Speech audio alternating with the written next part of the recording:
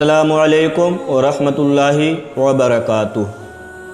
ایک حکایت ہے وہ میرے سامنے سے گزری تو میں نے سوچا کہ اپنے جو میرے سننے والے ناظرین اکرام ہیں، دیکھنے والے ہیں، ان تک پہنچا دی جائے تاکہ ان کے علم میں بھی اضافہ ہو جائے۔ ایک حکایت تھی وہ میرے سامنے سے گزری تو میں نے سوچا آپ کو بھی بتلا دیا جائے۔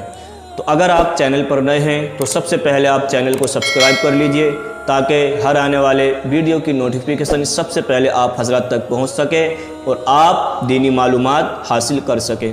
تو آئیے سنتے ہیں کہ وہ حکایت کیا ہے کہ ایک نوجوان اپنے باپ کا اکلوتا بیٹا ہے۔ کس کا؟ اپنے باپ کا اکلوتا بیٹا ہے۔ اب سوچیں کہ جس باپ کا اکلوتا بیٹا ہو، اب وہ اس بستی کے اندر جو باپ تھا سب سے زیادہ امیر، سب سے زیادہ پیسے والا، دنیا کی ہر چیز تھی، دولت تھی اس کے پاس میں، تو اس کا اکلوتا بیٹا، اب وہ باپ سوچ رہا تھا میرا بچہ جو ہے پولیس بھی بن جائے، وکیل بھی بن جائے، ڈاکٹر بھی بن جائے، انجینئر بھی بن جائے، طرح طرح کی میرا بچہ جو ہے ڈگری حاصل کر لے۔ کیا؟ ڈگری حاصل کر لے۔ ہر باپ کی یہی خواہش ہوتی ہے نا۔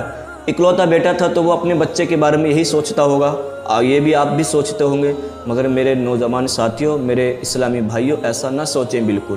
موت کا کوئی بھروسہ نہیں ہوتا ہے نا۔ تو اس نے اپنے بچے کو ہر طریقے کی ڈگری دلوائی۔ اب جتنا پیسہ تھا، سارا کا سارا پیسہ اپنے بچے کی دنیاوی تعلیم پر اس نے کیا ہے؟ خرچ کر دیا۔ اللہ اکبر۔ اب اس کے ہاتھ میں کیا؟ کٹورا آ چکا تھا۔ اب وہ بچہ جو تھا اس نے اس لیے سارا خرچ کر دیا پیسہ کہ میرا بچہ انجینئر بن جائے گا، ڈاکٹر بن جائے گا، وکیل بن جائے گا، تو کل یہ پیسہ سارا وصول ہو جائے گا۔ اس نے اس نیت سے کر دیا، مگر وہ بھول چکا تھا کہ موت کا فرشتہ جو حضرت اسرائیل علیہ السلام کسی بھی وقت آ سکتے ہیں، ہے نا۔ اللہ اکبر۔ اب وہ نوجوان اس باپ کا جو اکلوتا بیٹا تھا بیمار ہو جاتا ہے، چارپائی پر پڑا ہے، بالکل بیمار ہے، نزع کا وقت قریب ہے۔ اب وہ نوجوان اپنے باپ سے کہتا ہے، اے باپ، آپ نے میرے لیے کچھ نہیں کیا۔ اللہ اکبر۔ جب اتنا کہا تو باپ کے دل کو ٹھیس پہنچی کہ یہ بیٹا مجھ سے کیا کہہ رہا ہے، اور کہتا ہے، بیٹا تو جانتا ہے کہ میں اس بستی کے اندر سب سے زیادہ پیسہ والا تھا، سب سے زیادہ زمین والا تھا، سب سے زیادہ میرے پاس میں قیمتی چیزیں تھیں، اور تو آج اپنی ماتھوں کی نگاہوں سے دیکھ رہا ہے کہ میرے پاس کچھ نہیں ہے، کیونکہ میں نے تیری تعلیم پر یعنی کہ دنیاوی تعلیم پر خرچ کر چکا ہوں، اور میرے ہاتھ میں کٹورا آ چکا ہے، اور تو مجھے اس حالت میں کہاں چھوڑ کر جا رہا ہے، اور تو کہتا ہے کہ آپ نے میرے لیے کچھ نہیں کیا۔ تو بیٹا کہتا ہے، ہاں ابو جان، آپ نے میرے لیے کچھ نہیں کیا۔ اللہ اکبر۔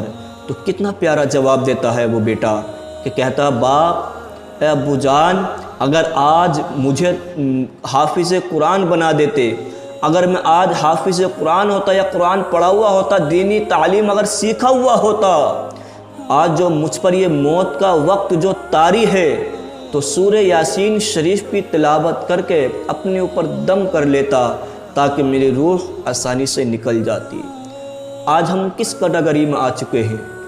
ہمارے والدین، کچھ نوجوان، کچھ ماں باپ ایسے ہیں کہ اپنے بچے کو دینی تعلیم سے بہت دور رکھتے ہوئے نظر آتے ہیں۔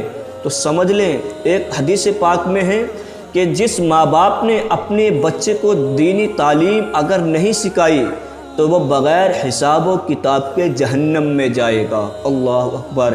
جس ماں باپ نے اپنے بچے کو دینی تعلیم اگر نہیں سکھائی تو وہ ماں باپ بغیر حساب و کتاب کے جہنم میں جائیں گے۔ اللہ اکبر۔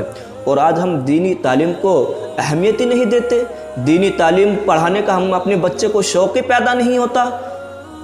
کیا سمجھ رہے ہیں آپ دینی تعلیم کو؟ یہ دنیا میں بھی کام آنے والی ہے اور آخرت میں بھی کام آنے والی ہے۔ تو سوچیں کہ اپنے بچے کو دینی تعلیم سکھائیں، عالم دین بنائیں، حافظ قرآن بنائیں۔ اگر آپ کے پاس 2 یا 3 بچے ہیں تو اپنے بچے کو حافظ قرآن، عالم دین بنائیں، تاکہ کل قیامت کے دن اگر ہمارا نام پکارا جائے تو عالم نہیں بلکہ علماء کی ماں یا باپ کہہ کر پکارا جائے، ہے نا۔ علماء کی ماں یا باپ کہہ کر پکارا جائے۔ تو مجھے امید ہے کہ آپ اپنے بچے کو زیادہ سے زیادہ دینی تعلیم سکھانے کی کوشش کریں گے، اور آپ لوگوں سے گزارش ہے کہ یہ دوسروں تک بھی پہنچانے کی کوشش کریں تاکہ دوسرے بھی علم دین حاصل کر سکیں۔ السلام علیکم ورحمۃ اللہ وبرکاتہ۔